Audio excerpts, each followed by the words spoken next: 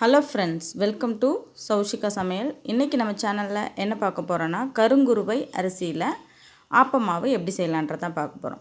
1.5 tumbler கருங்குருவை அரிசி, 1/2 tumbler idli அரிசி, இது ரெண்டும் 2 டம்ளர் வந்துடும்.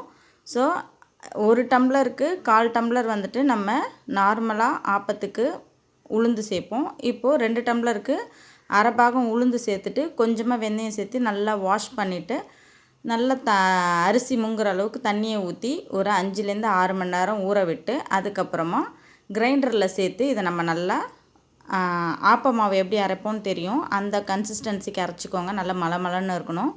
அரைச்சிட்டு இதை ஒரு பாத்திரத்தில் ஷிஃப்ட் பண்ணிவிடுங்க. ஷிஃப்ட் பண்ணிவிட்டு தேவையான அளவு உப்பு சேர்த்து நல்லா கை விட்டு கரைச்சி விட்டு மூடி போட்டு 8 மணி நேரம் புளிக்க விட்டு நம்ம ஆப்பம் ஊற்றினா சூப்பரான ஆப்பம் ரெடி ஆகிடும்.